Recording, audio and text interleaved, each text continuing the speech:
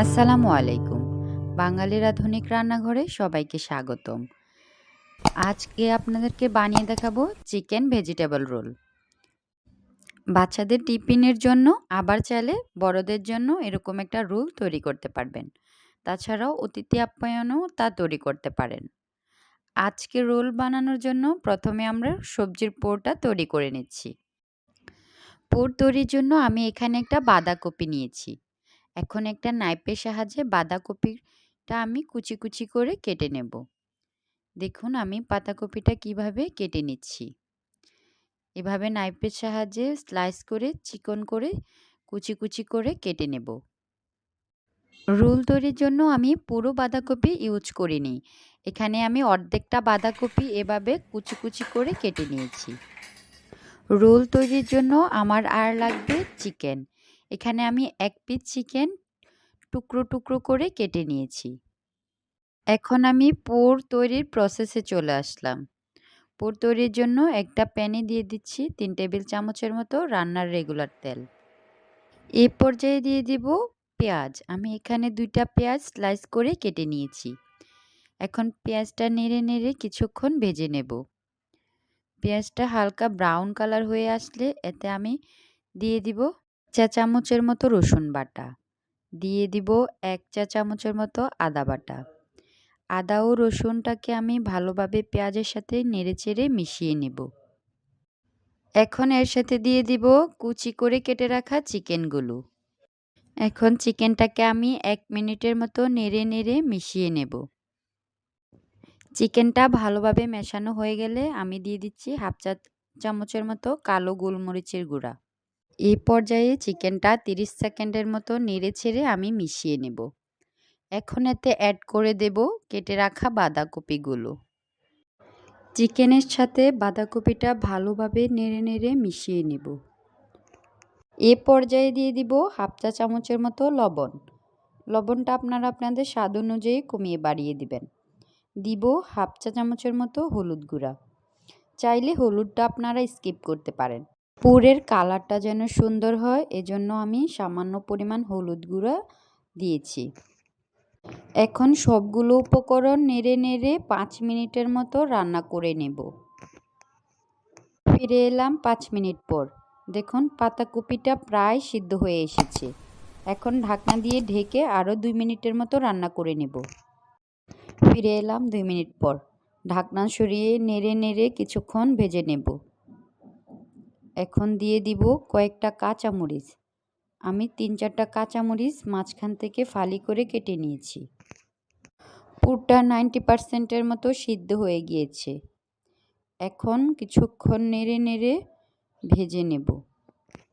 Role তৈরির জন্য আমার পুরটা পরিপূর্ণভাবে তৈরি হয়ে গেছে। এখন পুরটা এক সাইডে রেখে দেব। পর্যায়ে রোলের জন্য আমি আটার খামিরটা তৈরি করে নিচ্ছি। আটার খামিরটা তৈরি করার জন্য আমি এখানে একটা প্যানে পানি ফুটিয়ে নিয়েছি। এ পর্যায়ে আমি একটা বাটির মধ্যে 2 কাপ পরিমাণ আটা নিয়ে নিয়েছি। আটার মধ্যে দিয়ে দিব 1/2 চা চামচের মতো লবণ ও 2 টেবিল চামচের মতো রান্নার রেগুলার সয়াবিন তেল। এ পর্যায়ে আটার সাথে আমি ফুটিয়ে রাখা গরম পানিটা অল্প অল্প করে মিশিয়ে নেব। গরম পানিটা আমি পুরোটা একসাথে মিশিয়ে নেব না। পুরোটা একসাথে দিয়ে দিলে আটার খামিরটা সুন্দরভাবে তৈরি হবে না। আমি অল্প অল্প করে পানি দেব, অল্প অল্প করে আটার খামিরটা তৈরি করে নেব। পানি মেশানো হয়ে গেলে আমি আটার খামিরটা হাত দিয়ে ভালোভাবে মথে নেব। দেখুন আমি কিভাবে মথে নিচ্ছি। রোল তৈরির জন্য আমার আটার খামিরটা তৈরি হয়ে গিয়েছে। এ পর্যায়ে একটা বাটিতে আমি 2 চা চামচ আটা নিয়ে নিচ্ছি। এই আটা দিয়ে আমি একটা গোলা তৈরি করব বা একটা আটার ব্যাটার তৈরি করব, যেটা আমার রোল তৈরিতে আঠার কাজ করবে। দেখুন আমি গোলাটা কিভাবে তৈরি করে নিলাম। সামান্য একটু পানি দিয়ে এটাকে পাতলা করে গুলে নিচ্ছি। এখন আমি রোল তৈরির জন্য রুটিটা বেলে নেব। দেখুন আমি কিভাবে রুটিটা বেলে নিচ্ছি। একদম পাতলা করে রুটিটা বেলে নেব। যেন রুটিটা একদম পাতলা হয় সেদিকে খেয়াল রাখতে হবে। দেখে অবশ্যই বুঝতে পারছেন আমি কতটা পাতলা করে রুটিটা বেলে নিয়েছি। এখন একটা নাইফের সাহায্যে আমি রুটিটা 4 কোণা শেপ করে নেব। দেখুন আমি কিভাবে ছুরির সাহায্যে রুটিটাকে 4 কোণা শেপ করে নিচ্ছি। রোল তৈরির জন্য এই 4 কোণা শেপটা একদম পারফেক্ট। 4 কোণা করে কেটে নিলে রোলটা ভাঁজ দিতে একদম পারফেক্ট হয়। এখন আমি রুটির মাঝখানে ভেজে রাখা পুরটা দিয়ে দিব। দেখুন আমি কিভাবে রোলটা ভাঁজ দিচ্ছি। রোলটা ভাঁজ দেওয়ার আগে আমি রুটির চারপাশে আটার গোলাটা লাগিয়ে নেব। এতে করে রোলটা ভাজার সময় খুলে যাবে না। এখন আমি রোলটা ভাঁজ দিয়ে দিব। দুই সাইড থেকে এভাবে বটে মাঝখান দিকে ঘুরিয়ে ঘুরিয়ে রোলটা তৈরি করে নেব।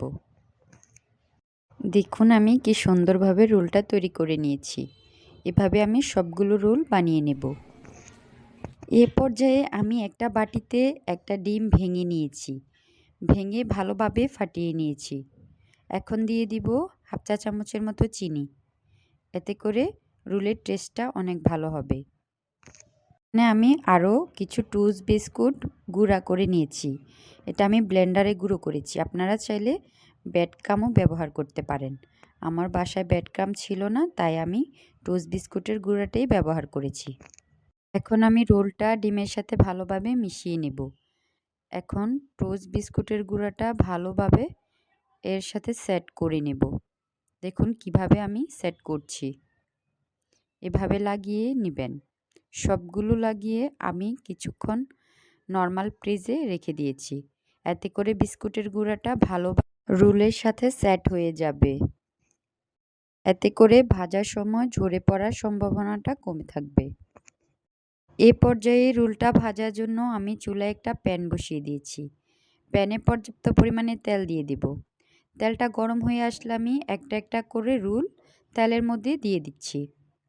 এ পর্যায়ে চুলার আঁচ একদম লোতে রাখবো। রোলের এক সাইড আমি 2 মিনিট ভাজার পর অন্য সাইডটা উল্টে দিচ্ছি। দেখুন আমার রোলটা কিন্তু তৈরি হয়ে গিয়েছে। অসম্ভব মজাদার এই রোলটা আমি ঘরেই বানিয়ে ফেললাম। আপনারা চাইলেও ঘরেই বানিয়ে নিতে পারেন। দেখেন আমি একটা কেটে দেখাচ্ছি। ভিতরটা কতটা পারফেক্ট ও সুন্দর হয়েছে। আপনারা অবশ্যই বাসায় একবার হলেও ট্রাই করবেন। আর আমার রেসিপিটি ভালো লাগলে অবশ্যই আমার চ্যানেলটি সাবস্ক্রাইব করে দিবেন ও পাশে থাকা বেল আইকনটি ক্লিক করে দিবেন। সবাই ভালো থাকবেন, সুস্থ থাকবেন। আল্লাহ হাফেজ।